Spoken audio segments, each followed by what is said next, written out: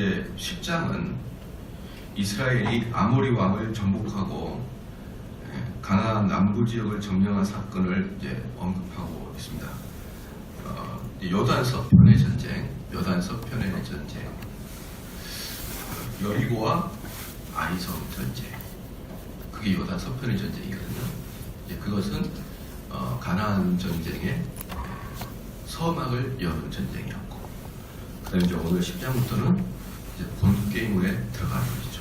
본진의 싸움에 들어가는 겁니다. 진짜 전투다운 전투가 이 아모리 왕들을 정복하는 것에서 나옵니다. 첫 싸움이 이제 그 공교롭게도 기브온 땅에서 싸움을 하는 거예요. 기브온이 지난 시간에 우리가 배웠지만 어떻습니까? 화친을 맺으러 왔잖아요. 멀리서 왔다. 우리가 멀리서 왔고, 그러니까 우리 좀 살려달라. 화친을 맺자. 그렇게 해서 속여서 하나님에게 맹세하게 되므로 화친을 맺습니다. 그런데 이제 그 기브온 땅에 그 5 왕들이 오는 거예요. 1절 와서 보니까 여호수아가 아이를 취하여 진멸하되 여리고와 그 왕에게 행한 것 같이 아이와 그 왕에게 행한 것과 또 기브온 거민이 이스라엘과 화친하여 그 중에 있다함을 예루살렘 왕 아도니 세덱이 듣고 크게 두려워하였으니 이는 기브온은 왕과 같은 큰 성이며 아이보다 크고 그 사람들이 다 강함이라. 그러니까 이 기브온이라는 이 거민이 작은 것이 아니었습니다. 작은 게 아니고 오히려 그 아이성보다 훨씬 더 크고 용사들이었자 이 말이에요. 용사들이었다. 근데 그들이 이스라엘과 화친한 소리를 듣고 이제 가뜩이나 이 아모리 사람들이 그 아주 긴장을 하고 있는데 기브온이 덜커덩 말입니다. 이게 화친을 맺은 거예요. 화친을 딱 맺으니까 이게 이제 안 되겠다 싶어가지고 이 왕들이 모여서 연합을 합니다. 연합을 하는데 여기서도 잘 보시다시피 아이성과 여리고성에서 아주 그냥 진멸을 시켰단 말이죠. 남녀노소를 물어나고 다 죽였습니다. 이게 얼마나 공포스러울까요? 상상을 해보십시오. 저기서 적군이 들어오는데 뭐 대화도 안 되고 말이에요. 그냥 얘들까지 다 죽인다는 소문이 파다하니까 아주 두려움에 떨고 있었습니다. 그리고 또 2절 보니까 크게 두려워하여 이는 기브온은 뭐하고요? 왕도와 같은 큰 성입니다. 왕도가 뭐냐 그러면 그 지역에서 세금을 받고 있는 성이다 이 말이에요. 세금을 받고 있는 성. 왕의 정치처럼 왕이 살고 있는 성처럼 주요 성이 있고 옆에 작은 성들이 있는데 그 작은 성들로부터 세금을 받고 있는 그런 큰 성이다 이 말입니다. 왕이 사는 성처럼. 그러니까 아이보다 크고 사람들은 다 강함이라 이렇게 이야기했는데, 여기서 이제 재밌는 게 뭐냐면 3절에 예루살렘 왕 아도니세덱이 나오죠. 예루살렘 왕. 이 최초로 예루살렘이라는 단어가 나와요. 우리는 예루살렘이라는 단어를 얼마나 성경에서 많이 듣습니까? 그런데 그 예루살렘이 아모리 족속들을 멸절할 때 첫 번째 강한 군대로 나옵니다. 첫 번째 강한 군대로. 이 예루살렘의 역사를, 그래서 오늘은 이 지역의 역사를 잠깐 훑어보는 시간을 갖겠습니다. 이 예루살렘은 오래전에 아브라함 시대 때는 무슨 왕이라 했습니까? 살렘 왕이. 예루살렘의 옛날 말은 살렘입니다. 살렘. 예루살렘은 그 다음에 사사시대 때는 이 주민들이, 원래 여기 주민들이 여부수 족이잖아요. 여부수족. 여부수족의 기브온들이 족속이기 때문에 여부수라고도 했어요. 사사시대 때는. 그 족속들의 이름을 따라서 여부수라고 했습니다. 그래서 여러분들이 구약을 읽을 때 살렘 이러거나 여부수라고 나오면은 지금의 예루살렘을 이야기하는 것입니다. 그리고 다윗 시대 때는 그 지역의 이름을 그냥 다윗성 이렇게 이름을 지었어요. 다윗성. 그 예루살렘을 다음에 우리가 여행을 가보면 알겠지만, 지금의 예루살렘은 아주 커요. 예루살렘이라는 도시가 아주 큽니다. 예루살렘이 아주 큽니다. 그 도시가 컸으니까. 그런데 그때는 성만 예루살렘이었어요. 우리나라도 여러분 서울 그러면 엄청 크지만 옛날에 한양 그러면은 서대문, 남대문, 동대문 이렇게 해가지고 다 그 벽을 쌓아가지고 거기만 한양이라고 그랬다고. 그 안에만 한양이지 밖에는 한양이 안 됐습니다. 그래서 옛날에 저기 북아현동 살 때 무슨 일이 있어가지고 제가 한국 교회사를 계속 연구를 하다가 깜짝 놀란 게 있었어요. 저희가 이제 서대문구 북아현동이거든요. 서대문구 북아현동.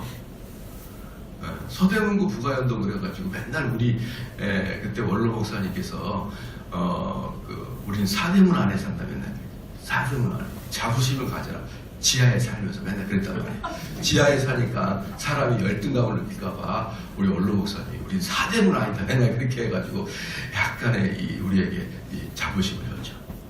그래서 제가 이제 한국 교회사를 보니까 그 북아현동이 고향시였더라고요. 옛날에 북아현동이 그 뭡니까 조선시대 때 북아현리 이랬어요. 북아현리. 그래서 그게 다 뻥이었다는 걸 나중에 깨달았죠. 이게 사대문이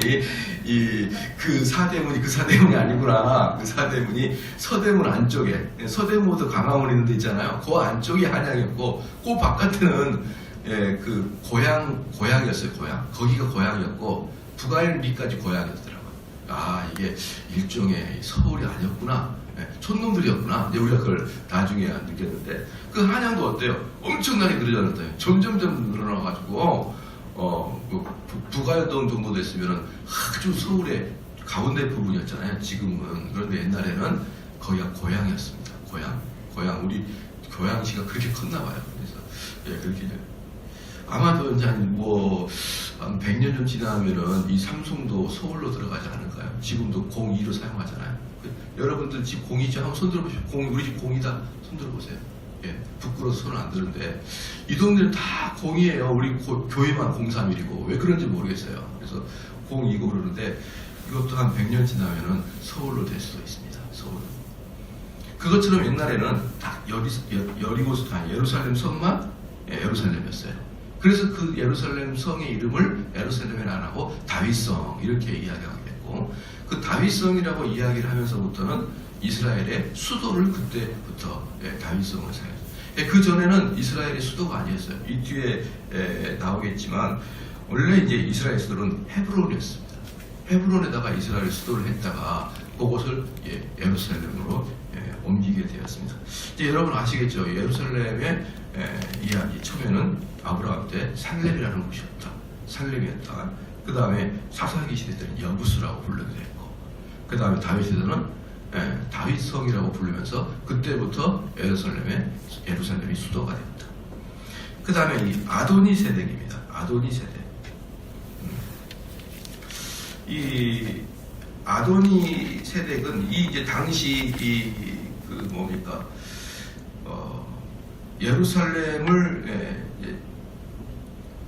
예루살렘의 왕의 이름들을 아도니 세덱이라고 했어요. 아도니 세덱. 그러니까 이 아도니 세덱이라는 사람이 딱 있는 게 아니라 그 왕을 그냥 아도니 세덱이다 이렇게 이야기했습니다. 그래서 이 아브라함 시대 때는 이 아도니 세덱, 이 예루살렘의 왕, 살렘의 왕, 아브라함 시대 때도 살렘이 있었잖아요, 그죠? 근데 그 살렘의 왕이 있었어요. 누굽니까? 누구죠? 살렘의 왕이 멜기세덱이에요. 멜기세덱. 다 알지 않습니까? 그래서 이제 연구가들은 아브라함 시대 때 그 예루살렘의 왕을 멜기세덱이라 그랬다 이 말입니다. 그래가지고 아브라함이 왜 멜기세덱이 11조를 내고 그러잖아요. 그때 이들이 멜기세덱인데, 그래서 성경학자들은 뭐라고 했냐면 그 멜기세덱의 후손이 이 아도니 세덱이 아니가 뒤에 세덱이 원래 히브리 말로 체덱입니다. 체덱. 왕이란 뜻이에요. 왕. 그래서 의의 왕, 의의 왕이라는 그런 호칭을 가진 멜기세덱의 후손들이 아닌가 그렇게 추측을 할 수 있어요. 둘 다 체덱이니까. 체덱입니다. 아도니스 체덱, 멜기 체덱 이렇게 하니까 이 뒤에는 같은 왕이라는 뜻이고 그들의 후예가 아닌가, 아니면 최소한 그 DNA 즉 핏줄은 후예가 아니라 그래도 그 뭐 왕족이 바뀌었더라 그래도 어쨌든 그 왕들을 체덱이라고 계속 불렀을 것이다 라고 합니다. 그래서 여부수 족속에 속한 예루살렘 왕 아도니세덱은 이 당시 이 남부 팔레스타인의 여러 왕들 중에서 가장 큰 세력을 가지고 있는 주도 세력이었습니다. 지난번에도 제가 설교 말씀드렸지만 일단 이 그 요단강의 동쪽이었죠. 요단강의 동쪽에다가 진을 치고 있었죠. 아직 요단강을 도하하지 않았었다. 요단강을 도하해서 첫 번째 성이 여리고성이었다. 바로 그게 뭐냐? 지금 이스라엘 지도를 쭉 펴면은 이스라엘 중부지방을 치고 들어옵니다. 이스라엘 중부지방을 치고 들어와서 그 다음에 그 옆에 더 들어와서 아이성을 점령하고 더 들어와서 베델성을 점령합니다. 여러분 기억나시죠? 여리고, 아이, 베델 뭐 처음 듣는 것처럼 또 그러세요. 그런 다음에 여기 여부스 즉 기브온 거민까지 항복을 하게 되면 어떻게 되느냐? 그냥 중부가 일직선으로 딱 끊어져 버린 겁니다. 이 여호수아가 정확하게 중부를 그냥 허리를 파고 딱 끊어버린 거예요. 그 기브온까지 끝난 겁니다. 그러니까 갑자기 가나안 지역이 남과 북이 딱 두 개로 떨어져 버린 거예요. 여호수아가 중간에 치고 들어오니까. 그러니까 남쪽에 있던 5개의 민족들이 갑자기 긴장을 하게 되는 것이고, 그때 5개의 민족 중에 제일 힘이 셌던 애들이 여리살렘 왕이 소집을 한 거예요. 야, 모여봐. 그러면서 했던 이야기가 뭐냐면은 저기 기브온 족속 저놈들을 가만 놔두지 말자는 거예요. 기브온 족속. 기브온 족속 가만 놔두. 이게 지금 이야기입니다. 그래서 특별히 이제 예루살렘 왕 아도니세덱이 큰 공포심 갖고, 왜냐 그러면 바로 위에가 이 예루살렘 왕의 입장에서는 바로 윗지방이 이 기브온 족속이고 아이성이었거든요. 바로 윗지방이 머리 위에서 일어난 다락이에요. 그러니까 너무나 긴장을 했고 너무나 분노도 났죠. 저 기브온 저 녀석이 우리가 지금 힘을 합쳐도 모자랄 판국에 항복을 해. 기브온하고요 예루살렘은 10km밖에 안 됩니다. 10km.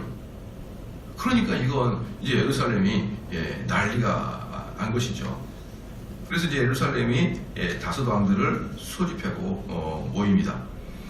이제 뭐 여러 가지 이제 왕들이 나오는데요.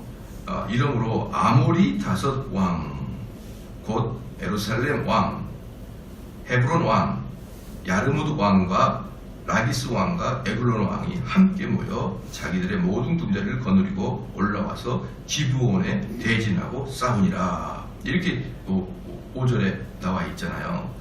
그래서 이제 여기서 다른 왕들은 여러분들이 이제 좀 잘 몰라도 되고, 3절에 나와 있는 또 5절에 나와 있는 헤브론 왕을 좀 알아야 돼요. 헤브론 왕. 그러니까 예루살렘은 기브온으로부터 약 10km가 떨어져 있어요. 그리고 이 헤브론은 예루살렘부터 30km가 떨어져 있어요. 그러니까 예루살렘보다는 기브온으로도 좀 멀리 떨어져 있죠. 그래도 이 헤브론의 땅도 예루살렘이 점령을 당하면 곧바로 점령을 당하기 때문에 같이 연대할 수밖에 없었다. 헤브론은 해발 850m로 팔레스타인에서 가장 높은 지역에 있는 성입니다. 가장 높은 산은 아니고 가장 높은 지역에 있는 성이 헤브론 성입니다. 그렇기 때문에 헤브론은 군사의 요충지예요. 850m 위에 성이 있기 때문에 예루살렘 성도 난공불락이지만 헤브론 성은 더 어렵습니다. 그리고 이 헤브론은 여러분들 보십시오. 5절에 보면요. 10장 5절에 이름으로 아모리 5 왕. 이 아모리 5 왕은 뭐냐 그러면은 그 가나안 사람들의 남부지방의 전체 이름의 대표성을 아모리족이라 이렇게 표현해요. 아모리족은 5부족 중에 한 부족인데 제일 강성했거든요. 그 아모리라는 명성이. 그래서 전체를 통틀어서 그냥 아모리족 속 이렇게 얘기합니다. 아모리 족속 이 5왕 중에 여러분이 잘 이름이 익숙한 것은 예루살렘, 헤브론, 이건 이름이 익숙하죠. 그런데 그 다음부터는 야르뭇, 좀 이상해. 이름이 서툴죠.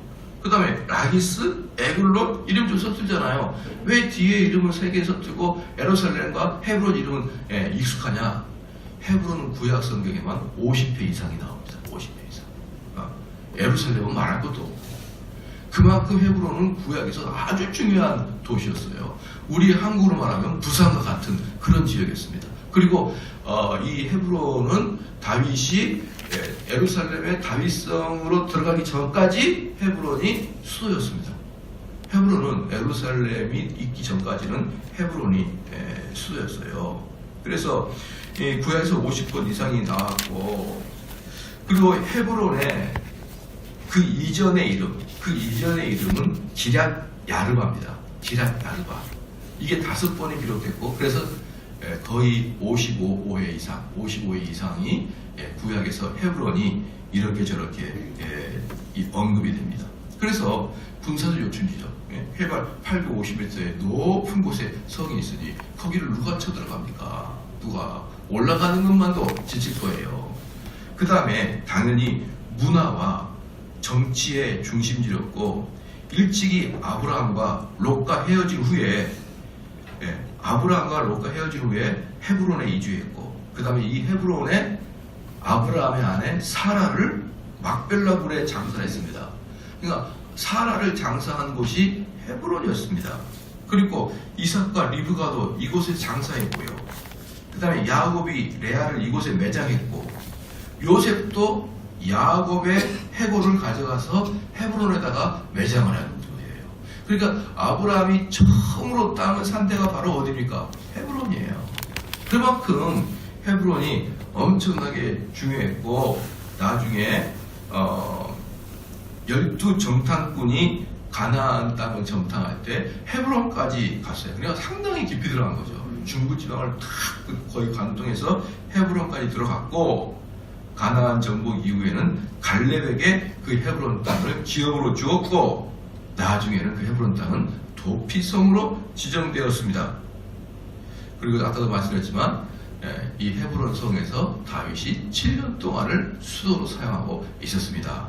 이만큼 헤브론이 중요한 지역이죠. 그래서 이 사실 남부지방에서 제일 중요한 성 예루살렘과 헤브론 성을 빼앗는 그런 혁혁한 공을 세운 것입니다. 그런데 그 공이 아주 우연하게 발생이 되는 거예요. 4절 보니까 내게로 올라와 나를 도우라 이랬거든요. 내게로 올라와라는 게 뭐냐면 예루살렘 왕이 이렇게 뭐합니까? 소집을 합니다. 소집. 와라! 와서 나를 도우라 이렇게. 왜 너로 합니까? 시작? 기본을 치자 이 말이에요. 우리 연합군이 기본을 치자. 그러니까 4절 중반부에 여호수아와 이스라엘 자손으로 더불어 화친하였습니다 하매 이제 했거든요. 6절 말씀 보니까 기브온 사람들이 길갈진에 보내어 지금 이스라엘 사람들은 길갈에 지금 있습니다. 길갈에. 이 길갈은 기브온 사람들과 3일 거리밖에 안 돼요. 길갈에 이스라엘 사람들이 지금 지고 있었는데, 지금 아모리 족속 5왕들이 기브온을 치러 오니까 기브온이 즉시 좀 올라와 달라 이렇게 요구한 것 같습니다. 그러니까 기브온 사람들이 길갈진에 보내어 여호수아에게 전언하되 당신의 종을 돕기를 더디게 마시고 속히 우리에게 올라와서, 얼마나 위협했으면 속히 우리에게 올라와서 우리를 구조하소서. 산지에 거하는 아모리 사람의 왕들이 다 모여 우리를 치나이다 하매. 어때요? 그러니까 이 이스라엘 사람들이 우리랑 화치를 맺은 기브온 사람들이 고통을 당하다는 소리를 듣고 즉시 군대를 파송합니다. 그런데 놀라운 일이 발생하는 거예요. 만약에 예루살렘과 헤브론은 그 성 자체가 난공불락이에요. 근데 얘네들이 성을 빠져나오지 않고 성만 지키고 있어도 여호수아가 그렇게 쉽게 못 칩니다. 놀랍죠? 이 바보 같은 놈들이 삐직삐직 나온 거예요. 그 아이성이 전투를 한 것처럼 아이성에서 가만히 있었으면 여호수아가 그 아이성의 사람들을 쉽게 못 친다니까요. 여러분도 잘 아다시피 성은 그 자체가 방어막입니다. 그리고 여러분들 성을 잘 보면은 그 예루살렘도 보면요 어떻게 되냐면 이게 땅이 이렇게 있거든요. 땅이 이렇게 쭉 꺼져요. 쭉 꺼지면서 성이 그 언덕배기가 이렇게 올라옵니다. 언덕배기가 이렇게 올라오는 거예요. 딱 성이 이 성을 쌓았어요. 그럼 이 성을 점령하면 어떻게 됩니까? 언덕배 밑으로 갔다가 다시 기어 올라와야 돼. 그럼 바위만 굴리면 끝나는 거 아니에요? 돌 던져버리고 뭐 뜨거운 물 부숴버리고 밑으로 들어가니까. 그래서 여리고성은 그 자체가 난공불락이어가지고요.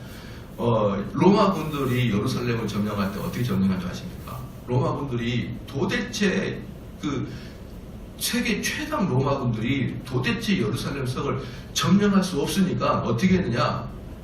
이렇게 된 구멍이 이렇게 있잖아요. 요것을 흙으로 메웠어요. 메워. 그러니까 전쟁한 게 아니라 노가다만 했어요. 그 세계 최강 로마 군대가 메워가지고 점점 산을 쌓아가지고 그 예루살렘 성까지 올라가는 게 3년 걸렸습니다. 3년. 토목공사 아니라고. 그러면 여호수아도 예루살렘을 점령하려고 그리고 똑같이 해야 될 거 아니에요. 밑으로 들어가서 다시 올라야 되니까. 그런데 이 어리석은 애들이 자기들의 난공불락을 다 버리고 모였어요. 그러니까 여호수아가 한 방에 쳐버린 겁니다. 하나님의 완벽한 은혜 아니고 뭡니까 이게? 하나님의 완벽한 지혜가 아니고 뭡니까? 그들은 사실은 자기 성을 지키고 있어야 돼요. 나오면 안 됩니다. 기본 족속 아예 포기해버리고 성만 철저히 살 수 있으면요. 아무리 여호수아가 날고 기른 자였어도요. 그리고 여호수아가 비록 아모리 족속을 전부 다 점령했어도 엄청난 타격을 받았을 거예요. 이스라엘 사람들이. 근데 이 사람들이 자기들의 장점을 다 포기하고 비실비실 나와가지고 다 나오니까 그냥 여호수아는 속으로 잘됐다 싶어가지고 딱 그래서 이 성경 해설자가 그렇게 얘기하더라고요. 기브온 족속이 불러서 자기랑 화치를 맺기 때문에 빨리 가서 구한 게 아니라 여호수아는 이게 찬스다 그리고 갔다는 거예요. 우리가 보기에는 의협심이 강한 여호수아가 빨리 가서 죽인 것 같지만 사실은 이때가 찬스다 그리고 놀고. 여러분 재밌습니까? 안 재밌습니까? 왜 재밌을까요? 지금부터는 삼국지와 같은 일들이 벌어지니까 재밌는 거예요. 이 성경이 이렇게 다이나믹하게 돌아간 때가 별로 없는데 또 내일 결석하고 그러시면 안 된다는 말입니다. 기도하시겠습니다. 하나님 아버지 참으로 감사합니다. 하나님께서 역사하심으로 이렇게 고통과 난공불락을 경험을 해야 됨에도 불구하고 하나님의 지혜와 계획하심이 수월하게 전복되게 하여 주심을 우리는 참으로 보게 하여 주심을 감사합니다.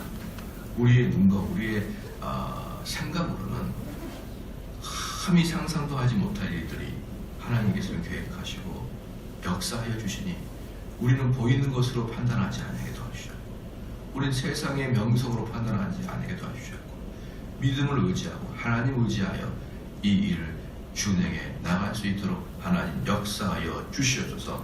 하나님께서 우리에게 계획을 하신다 그러면 우리가 이렇게 못할 일이 없지만 우리는 두려움에 떨고 우리는 눈에 보이는 것 때문에 움츠린 경우가 너무나 많은 것 또한 고백하나이다. 하나님을 의지하며 항상 믿음에 순종할 수 있는 그러한 종들 되게 하여 주시옵소서. 감사드리며 예수님의 이름으로 기도합니다. 아멘.